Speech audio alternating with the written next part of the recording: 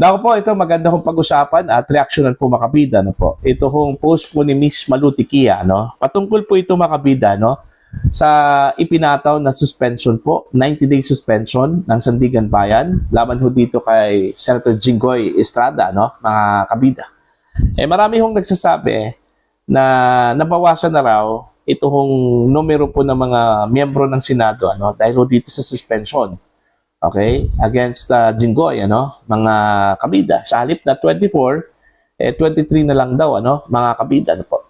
Pero dito ho sa post po ni Miss Maluti Kia, malinaw po mga kabida na nananatili pa rin sa 24 po, ito hong mga senador po natin, dito sa Pilipinas, mga kabida. Despite dito ho sa suspension na ipinataw po mga kabida ng Sandigan Bayan, laban ho dito kay Senator Jinggoy Estrada, po. Ito, babasahin ko lang po itong post po ni Miss Maluti Kia at pagkatapos niyan, i-discuss po natin to. Magre-react po tayo mga kabida po. Okay? A senator like Senator Jinggoy Estrada is preventively suspended for 90 days by the Sandigan Bayan. Ito yung excerpt ng desisyon mga kabida ng Sandigan Bayan.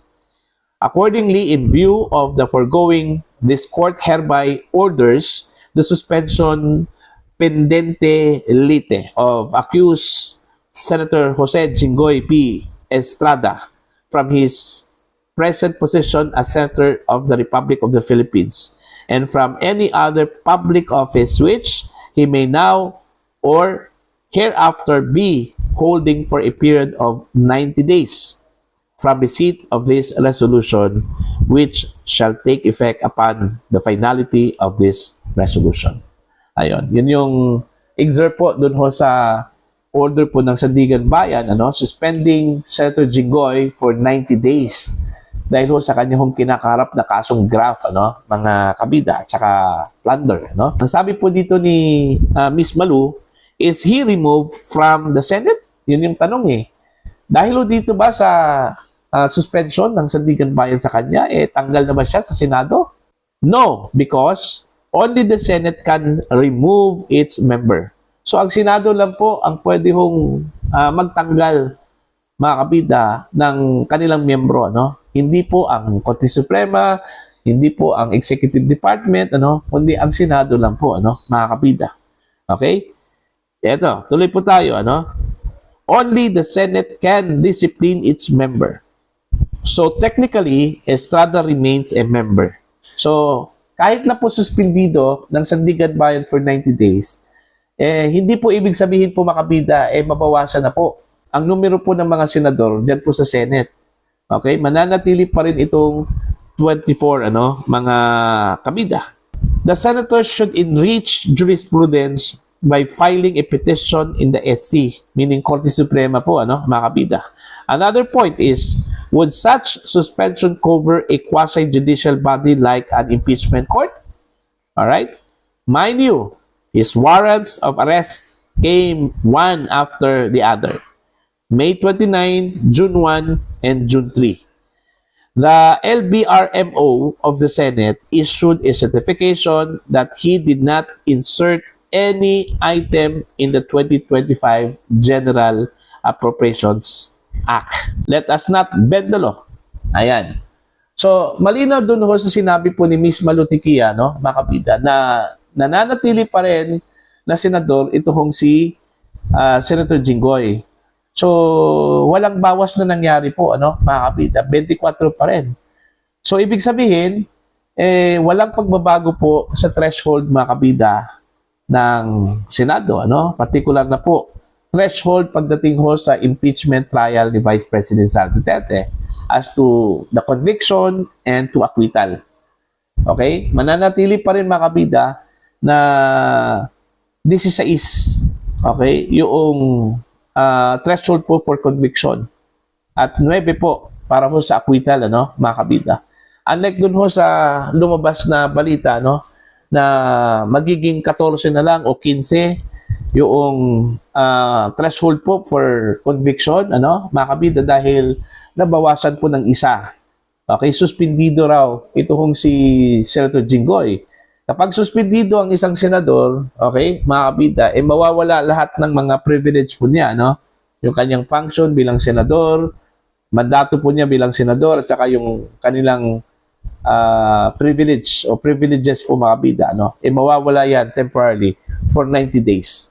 So, ibig sabihin, since hindi ho siya mag-function, okay, hindi po siya counted bilang miyembro ng Senado, ano, mga kabida. Pero, malinaw naman po sa ating saligang batas na kapag na kahit na po nabilanggo po ang isang senador, mga kabida, no?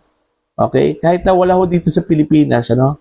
Mananatili pa rin miyembro yan, ano, ng Senado at magpapatuloy bilang senador, mga kabida, hanggat wala hong ilalabas na order po ang Senado, ano, for his expulsion. I-expel muna nila, ano, si Jingo Estrada, mga kabida, bago po siya ma-out dun ho sa counting, ano, bilang senador. Okay? Hindi naman po basta-basta po i-expel ang isang senador hanggat wala hong matibay na batayan, ano po, mga kabida. Kung ang kaso po, ang kanilang magiging batayan kasi mayroong kasong plunder, mga kabida, sa local courts, ano? Okay? Hindi naman po batayan yan Unang-una po, wala pa pong decision po ang korte. So, presumed innocent pa rin yan, ano? Ito hong si Senator Jinggoy. Hanggat walang desisyon ng korte with finality, mga kabida, sa kasong plunder ni Jingoy Estrada, mananatili pa rin yan na inosente. Okay? Since inosente, mananatili pa rin senador yan, mga kabida. Ano po? Okay? So, mali yung sinabi po nila, mga kabida, na nabawasan na po itong Senate ng isa mula sa 24, 23 na lang daw dahil dito sa suspension po ni Senator Jingoy Estrada po, ano, mga kabida. Okay? Nananatili pa rin 24 po ang mga senador at yung threshold po, mga kabida, na 16 para sa conviction sa impeachment ni Vice President Sara Duterte, nananatili pa rin yun. Pati yung quorum, ano, mga kabida, sabi po ng ilang mga legal experts, nananatili pa rin sa 13. At nananatili pa rin, mga kabida, ang 13 para tanggalin o i-appoint ang isang Senate President, mga kabida.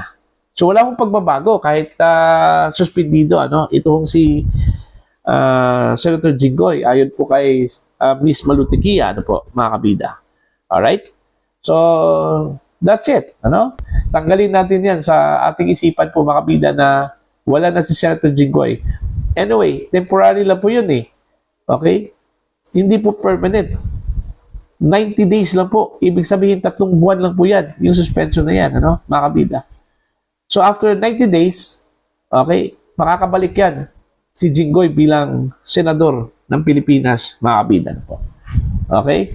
Yung kanyang suspension ay patungkol lang po doon ho sa kanyang function yon. Hindi ho sa kanyang pagiging senador. Function lang talaga, mga kabida. Kasi pag about sa kanyang pagiging senador, dapat tanggal na po siya, no, mga kabida. Hindi. Sinuspindi lang yung kanyang function bilang senador, yung kanyang mandato po, ano, mga kabida. Hindi ho siya pwedeng umattend ng session, hindi po siya pwedeng mag-transact, ano, bilang senador, dahil suspindido nga yung kanyang function. Hindi ang pagiging senador po niya, no, mga kabida, ano po. Yun yung pagkakaintindi ko po doon sa sinabi po ni Miss Malutikia, ano po, mga kabida. Actually, sa totoo lang po, ano, mga kabida, yun kasi yung gusto po ng mga senador na nagsusulong po, ano, na mabawasan po, mga kabida, itong total members ng Senate, ano, para sa ganun, mabawasan din yung threshold dun ho sa conviction po, ano, sa impeachment trial po ni Vice President Sara Duterte, ano po. Kasi malinaw naman po, mga kabida, na hindi po sila aabot po dun ho sa 16 Lalong-lalo na po itong majority block, ano, mga kabida. 13 lang nga ano, mga kabida. Yung bilang po nila, ano po. Okay, kulang po ng 3.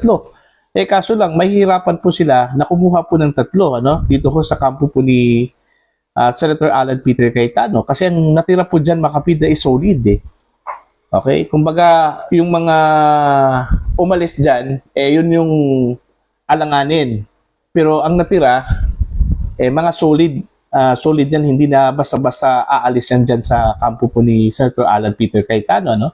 Kaya ang gagawin po ng mga majority members, mga kabida, dyan po sa Senate, kailangan hong mabawasan yung threshold.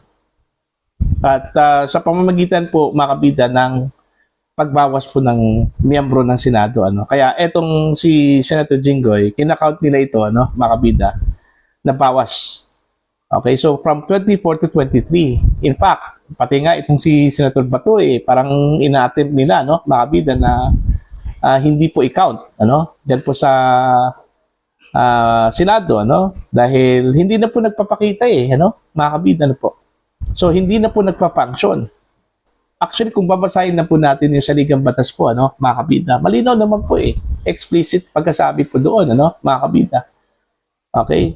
Na ang boto for conviction, mga kabida, kailangan po ng 2/3. Hindi po sinabi doon na of the majority of the members, kundi of all members of the Senate. Malinaw po doon sa batas.